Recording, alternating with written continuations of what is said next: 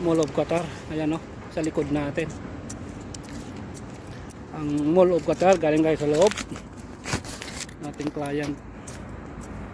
Alright, natin mo. Napakalaki ng Mall of Qatar. MOA, napakalapad. Ayan. Lapad pa. Wow. Good morning mga kalibel. Nasa paglalakbay naman po tayo. Si Papa Top ay naglalakbay na naman. Way of ano na tayo, Mall of Qatar na mismo tayo pupunta. Ito yung area of delivery natin ngayon for today's video mga kalibel. Mga kalibel, pupunta tayo mismo sa Mall of Qatar. Yan, tatry natin kung makakapasok tayo, no? Meron tayong client. So yung client natin ay nasa Mall of Qatar. So ayan na yung Mall of Qatar, medyo malapit-lapit na mga kalibel. Dito tayo dumaan sa likod. So I hope na sana makapasok tayo para maipakita ko sa inyo yung Mall of Qatar. Ang problema pag nasa ano lang tayo, delivery area lang tayo. Nasa likod lang tayo. Baka hindi tayo papasukin ng security kung sa likod tayo dadaan. Kailangan kasi sa harap tayo dadaan. Lalo ngayon medyo maaga pa, no? Ang oras natin dito ay 9:18 in the morning. So last day na yan, nakita nyo yung nag-Wukod station tayo. Itong building na to na very colorful, no? Iba-ibang kulay. Mga condominium yan, accommodation, condominium, lahat na, hotel. Nandyan na lahat-lahat yan. So susundin natin itong ano natin. Ayan. So di ko alam kung tama tong binabaybay natin na dadaanan natin.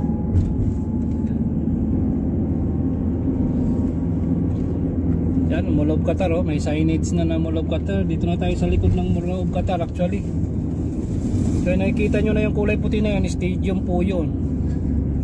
Stadium. Nakalimutan ko yung pangalan. Abdulaziz Stadium yata yan. So ayun, liliko tayo sa pakaliwa. Yan, stadium yun, no? Ayan, parking dyan. So may Carrefour din dito. May school din. Ayan, kulay orange na yan. Dilaw, parang dilaw. School po yun. Sherborne School. So dito Carrefour. Tapos stadium yung tinutumbok natin, stadium. So kakaliwa tayo rito. Yung GPS natin. Actually hindi ko pa kabisado yung pasikot-sikot dito. Kasi bihira naman tayo mapunta rito. Ngayon lang tayo nagkaroon ulit ng client. Pero ganun pa man, iaalamin natin. Diba? Ayan. Dito na tayo sa likod. May Carrefour dito. Kidmundo. Yung playground. Sa likod tayo. Ayan, Carrefour.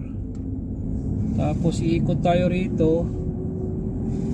Sabi nung GPS natin, kasi sa east ano tayo eh, East Gate 2. Yan, ito baka dito na to, East Gate 2. Dami pa namang camera rito mga kalibel, kaya medyo delikado pag medyo sumablay tayo sa ito ang kaliwa na to. Ito yung ano natin, mga building kanina na nakita natin. Dito sa kanan, ito na yung mall. May Carrefour dito. Tapos may police dito sa unahan. Ayan, very strict kasi dito eh. May police na nakabantay. So diretso lang tayo. Pupunta tayo sa East Gate L. So parang deliver tayo. Hindi ko alam kung makakaparada ba tayo rito. Actually bawal magparada rito, pero may parking naman dito sa kaliwa. SG 2 L. Siguro paparking tayo rito. Ayun, L. Nakita natin SG 2 L. So wala na, papasok. Ito.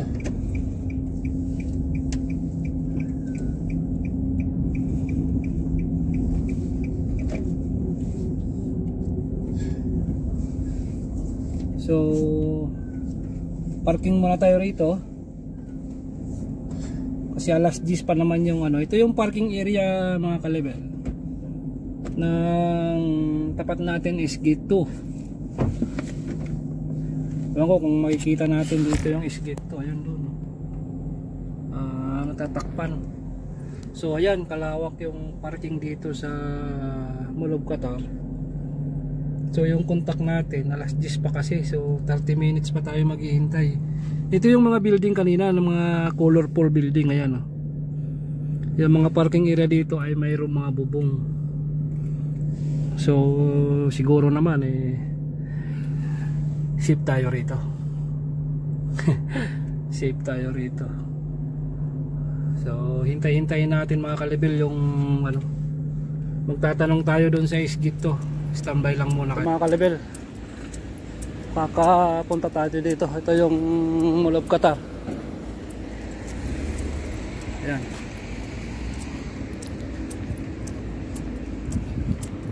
Ito yung mga building kanina.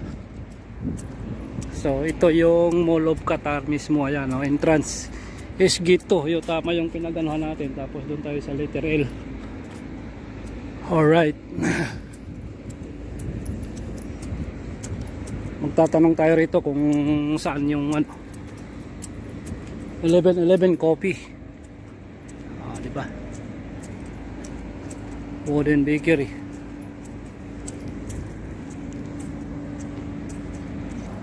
Mall of Qatar is gate 2.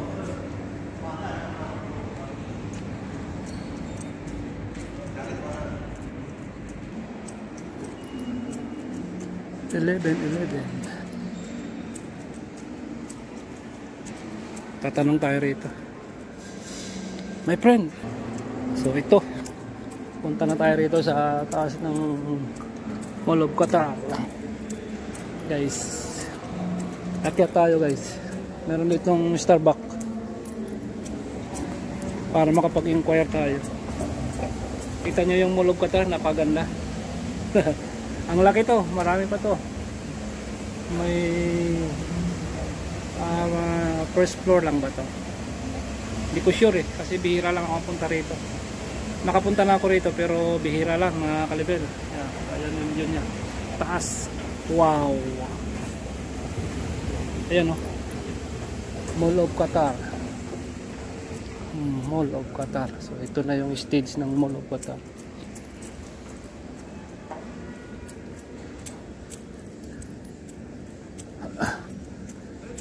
Ma'am, good morning. Dito kayo? So ito, nakita na natin yung 1111, yung nideliveran natin. So sabi niya, maaga pa naman, pwede pa natin ipasok dito. So na yan, yung gitna ng Mall of Qatar, nakita niyo mga kalibel. Wow. Diba? Diba? Nandito ako sa Mall of Qatar. So di akalain makarating ako dito sa Mall of Qatar. Ganun, ayan Mall of Qatar yan mga kalibel. Napakaganda rito. Kita nyo, ang daming ano rito. Ayan. Nice. Sara. Malawak pa to rito actually. Sakay tayo sa elevator. Ground tayo. Ito pala yung pipindutin.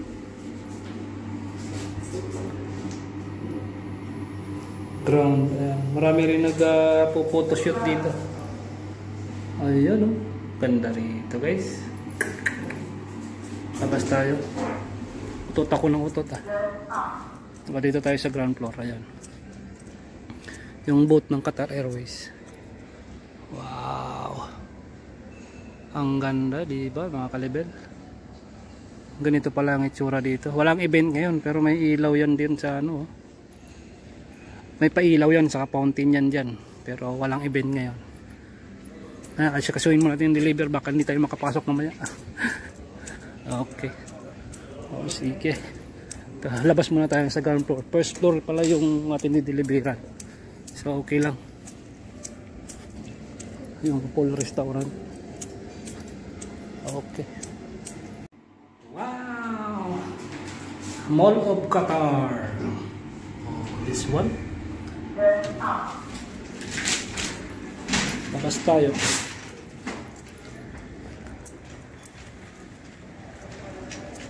Yan ang Mall of Qatar. Ito yung studio nila. Oh. Yung mga events dito, ginaganap yung events. Yan. Ayun yung client natin doon. Yung 1111. Ayan na kulay puti. Nakalimutan ko palang anuhan. Kalimutan kong videohan.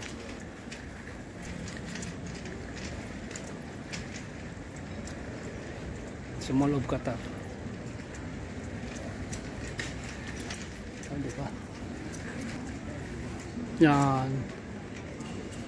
Napakaganda ng Mall of Qatar.